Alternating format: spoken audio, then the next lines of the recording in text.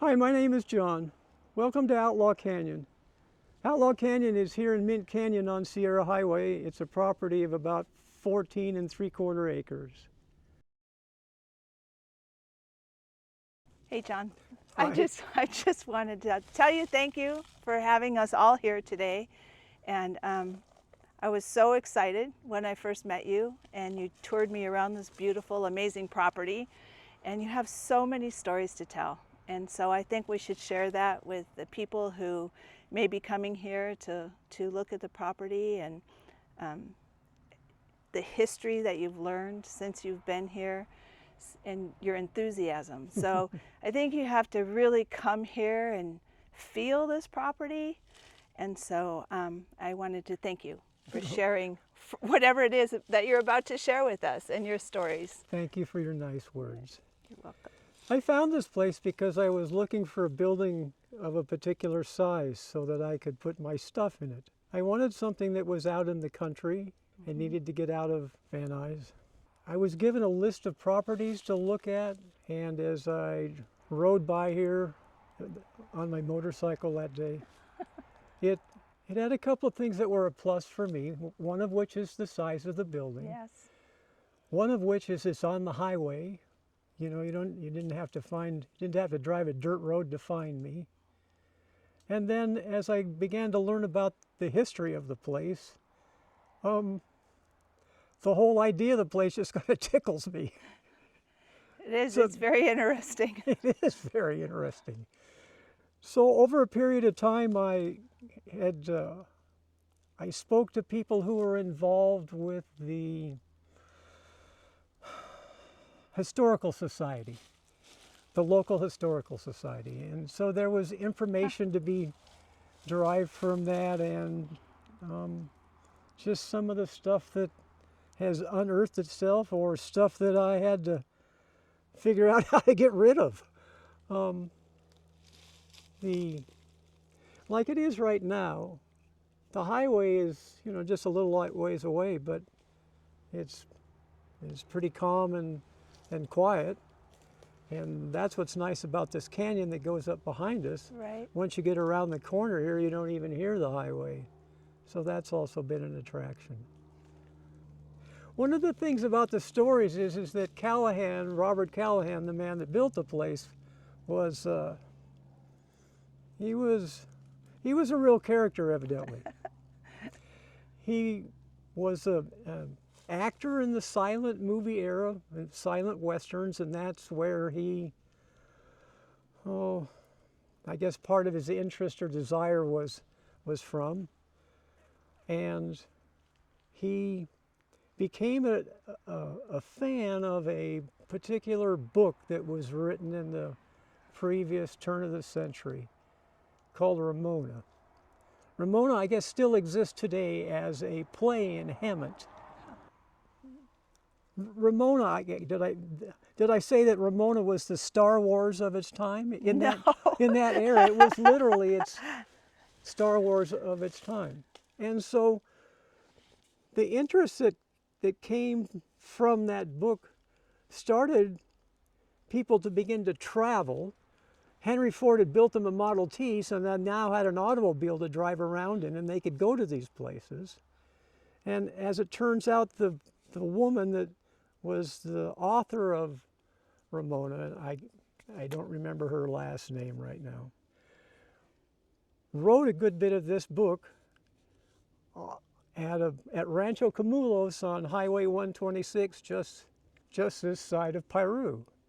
And so people wanted to see where Ramona was from, where she lived.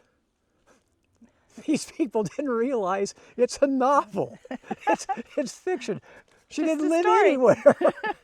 So, but this whole movement of tourism, and like I said, with Ford, you could now go places. The people that came to see Rancho Camulos, where she had written this book, and supposedly that Ramona had grown up there, actually had to add on to the railroad. They had to put a spur into into the area there so they could offload the tourists that were Oh coming my goodness. to see that place. And so Mr. Callahan became very interested in that and had collected items and Western what we now call memorabilia or Western flavor or decorations and he he then built what we would now call a motel in West LA. I think I want to say on Sepulveda. I don't remember if that's true or not. And he built a theater that was decorated with all these Western items, and they put on shows there, Oh, wow. and it was a place that you could, go on vacation, drive to. Destination. There you go. It was, he was the first destination theme park, maybe. Ha. Would be the way to say that. And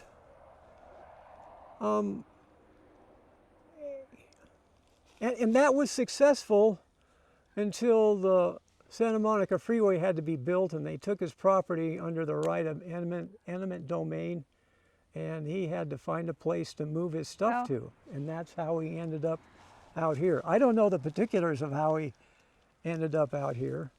I have found signs, remnants of signs that have been on the highway somewhere, and they would say something like 12 more miles to Outlaw, Yeah. like you would have seen, in the 50s along Route 66, Right. in that mode. Did he ever live here? He Do you did. think? He did. He did. I don't know if his wife, when I bought the place, his wife still lived in Toluca Lake. Bob Hope was her neighbor, that kind of neighborhood. Oh, wow. So I don't know if he still lived in Toluca Lake. As small as that house is, I can't imagine you could go from a home in Toluca Lake to that cabin there. But he did. Unfortunately, Mr. Callahan was run over by the train in Newhall one day Oh my goodness. in his Cadillac. And he ultimately, What a good way to go. no, he ultimately died of his injuries. And the stories Oh. I was told is that he lived here in that little house at the end of his life. Oh my goodness. Um, So now that we know a little bit about that history, and you had mentioned this little house, can you tell us a little bit about the house? Well, the little house is, I guess, here at the mouth of the canyon, and a man that had lived across the street for a while was battling with the county over his project and spent a lot of time at the building department arguing with people, evidently. And he said that at one point that he had seen the mining claim report or whatever the piece of paper is for what went on back up behind this property. And if you hike back up in this canyon a ways, you can see where the vegetation has been stripped off of the side of the Oh, wow. of the hill, and I perceive whatever was going on there was going on at that area. And I'm not quite sure how they got back there. There's this road that goes along the rim of this little canyon, and it goes back up to what I think at one time was an intersection back there. Oh. But you can see where there was been a reasonable landslide that had slid down and essentially took Took out that the part road. took the road away. One of the things about Mrs. Callahan was that she was well on in her years, and one of the roadblocks in the negotiation at one point was that she wanted to retain the mineral rights for this property. She'd sell me the property, but she wanted the mineral rights. That made me think that maybe the mineral rights are worth something. Yeah.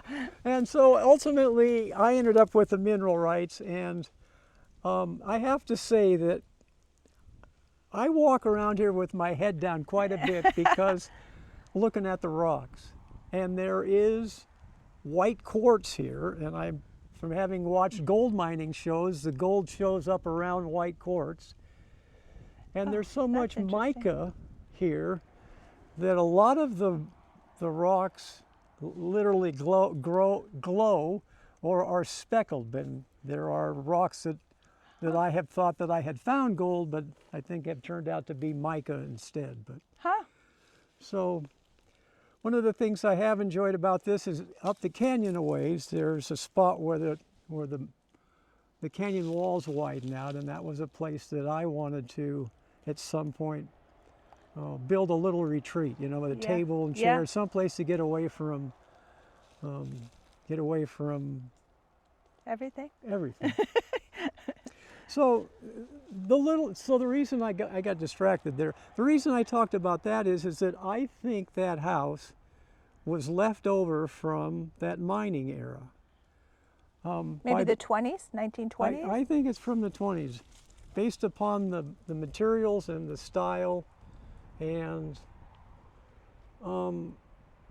that it was so crude that there was a pipe that runs up to, or a spring comes out of the side of the mountain and runs across to a stone container.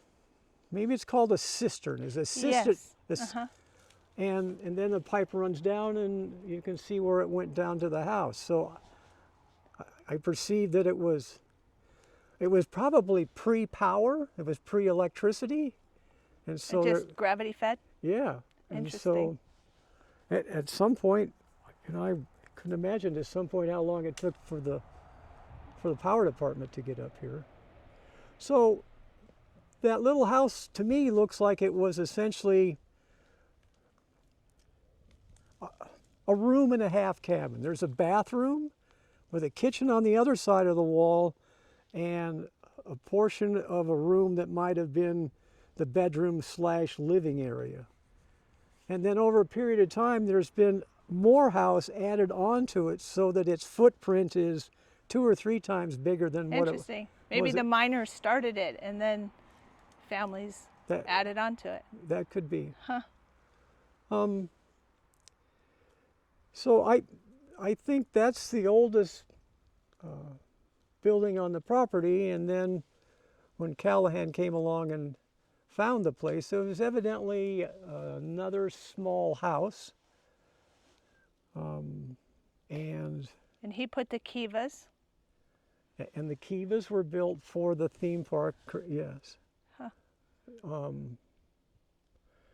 As well as the gold mine that you can't open the door to, and up where the spring comes out of the side of the mountain, I had found where there was wooden debris that looked like there was an area where they could have the kids pan for gold. So there was gold mining going on up there. How fun. And then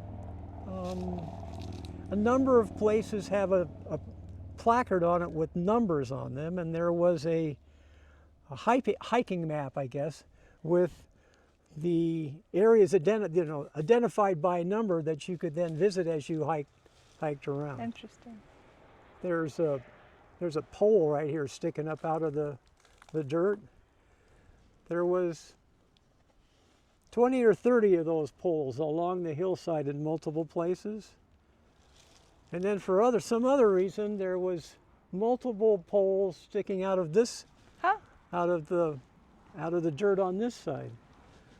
I was told that those poles held up mannequins, and the mannequins were dressed in either cavalry uniforms or indigenous people uniforms. Oh my goodness. And so there was a mock battle that was going on over the face of at the front of the canyon. Of the canyon. And so I found some of that kind of interesting. And every now and then something comes up out of the ground, or you'll move Oh my something goodness. and find it. We hear there's an outlaw buried here. Well, I guess there is. This place had a couple of names or descriptions. It was known as Callahan's Old West, or Indian Frontier Village, or maybe in general Outlaw Canyon. And so this area here, I perceive, would have been known as Outlaw Canyon. And I have to tell you the truth, I couldn't pass up not owning a place called Outlaw Canyon. So there's a place around on the corner that around the mouth of the canyon where you can see that there's a white picket fence, about halfway up the hill. And the story that I was told is that the lore of that picket fence and the outlaws in this location were in that Vasquez, the bandit. He was in some places I hear him referred to as a road agent or a road bandit. They held up people on the highway. Oh. And that's part of the lore of Vasquez Rocks is that he used that place as a hideout because he knew it like the back of his hand, and so he could get away from the posse by disappearing into the rocks. The story that I had heard in regards to that fence is that they would come here because there's water here and they could water up their horses. At one point, one of the gang was, I guess, very ill and in his last moments. Oh. And he communicated to Vasquez and his compadres that he wanted to be buried here so that he could be a lookout, so that he could see if the sheriff was either coming up the road or coming down the road. And so unfortunately he did pass, and he's supposed to be buried up there. We'll never know. Well, at least you always have a good lookout here. Yeah. Well, good. Well, thank you. I appreciate your time and the history on this place, and looking forward to its future. Uh-huh. And welcome you into your next part of your journey. And so thank you. Well, thank you for your time today. Thank you for all that you've done. Okay. Thank you.